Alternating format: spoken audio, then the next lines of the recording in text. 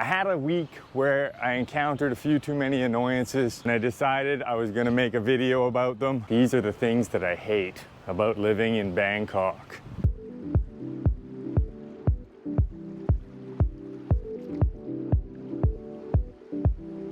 Those are some pretty choppy looking sidewalks, a lot of obstacles in the way, random poles, random signs. As you can see, the sidewalks get pretty rough. And during rush hour, that whole street is packed with people navigating all those obstacles, each other.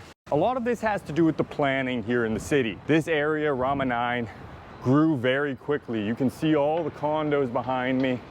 It's a very busy neighborhood. And yet there's been very little effort put into developing a walkable infrastructure in the area. And I recommend if you're planning to stay in the city, move to the city, that you do take a look around, look at the walkability of an area. Because it gets annoying when you're constantly navigating stuff in your way.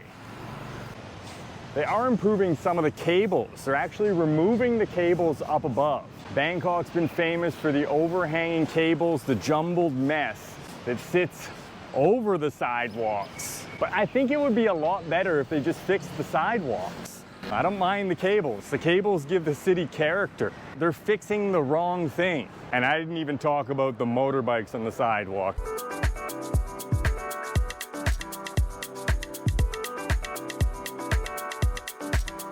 This is Jod Fair. We had a little bit of rain this morning. They've got some significant flooding here. Lately, Jod Fair has become a little bit more of a tourist trap. Chinese tour buses have returned, got the flag people everywhere, and that's actually added a lot of congestion to the Rama 9 neighborhood in particular. This is just north of Asok Interchange. There's a lot of traffic in this city, and over time it does get to you. And I live in a very busy area. The Rama 9 intersection, to the south you have Phetchaburi intersection, and then Asok. And there's choke points at every single intersection. Just last week, I actually got a motorbike. I got caught at all 3 red lights. Each wait was about 8 minutes long. It took me 30 minutes to get from Asok up to here. I could have walked in less time. If I order a taxi, it takes me ages to get anywhere. And this is something you should be aware of when you move to Bangkok and choose an area to stay. Currently, I'm planning to move out of this area because I'm just sick of the traffic. Moving around gets very irritating. Even crossing the street can be quite brutal. And this is another thing that can be very annoying here in Bangkok. As a pedestrian, cars don't respect you. I actually was walking yesterday back to my condo and crossed at that intersection, and a car drove directly in front of me just to sit and wait at the red light. I used to live in the Asok neighborhood. In that neighborhood, you often have very narrow, very busy sidewalks, and you also get touts. And this is another thing in Bangkok that I really don't like. This sales approach of waving signs in your face, yelling at you, and I don't even think it's good for business. Most people are not big fans of having signs waved in their face.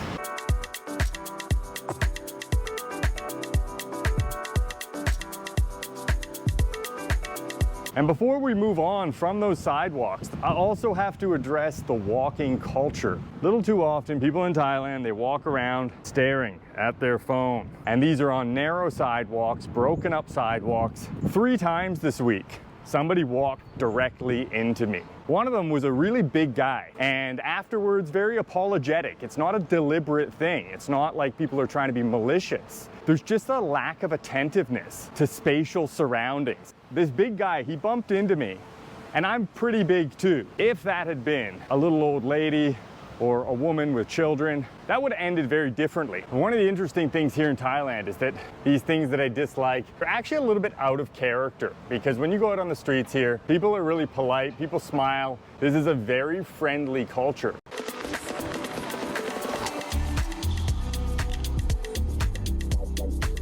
Absolutely beautiful day today. I love this time of the year. This is the early rainy season. You get these downpours, but they're very brief and they actually cool it off. And most importantly, the air quality is very good. There isn't the PM 2.5 air pollution.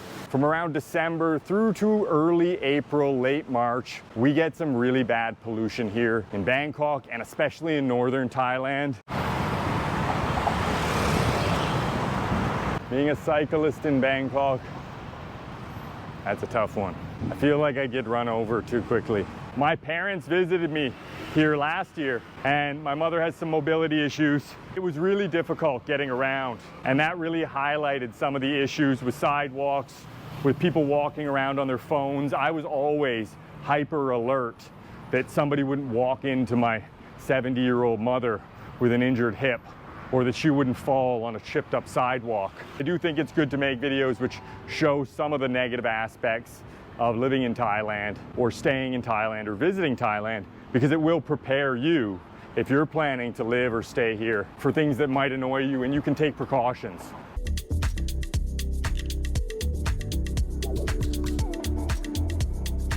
And we're walking up to the busy Phetchaburi intersection here.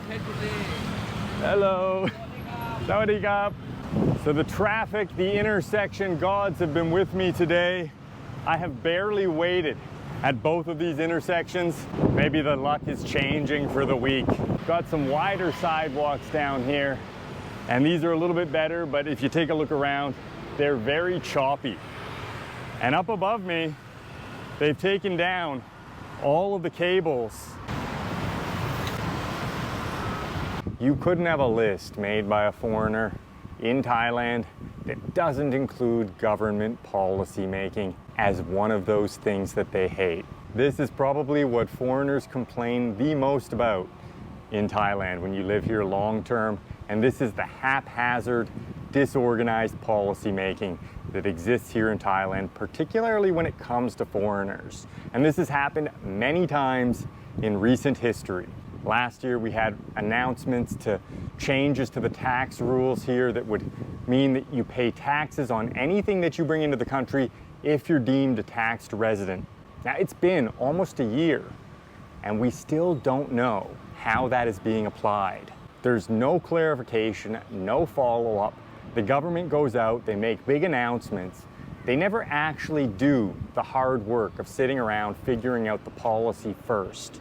It's just a big announcement and then it kind of disappears.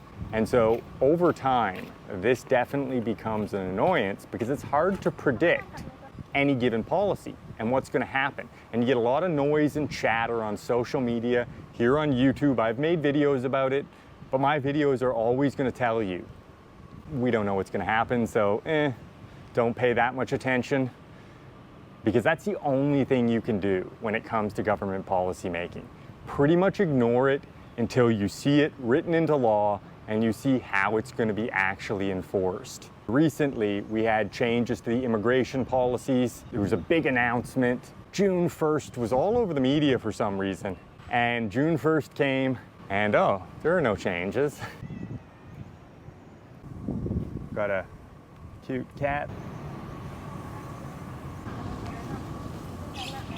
Seems like a cool fella. And don't take this list as meaning that I don't like Thailand. I know I'm gonna get comments in the comment section telling me to go home. It's always the foreigners with those comments. I think you guys might be on the list too, actually. The foreigners that tell everybody to go home. We got some rain here. I'm gonna say bye to my friend the cat. See you, little buddy.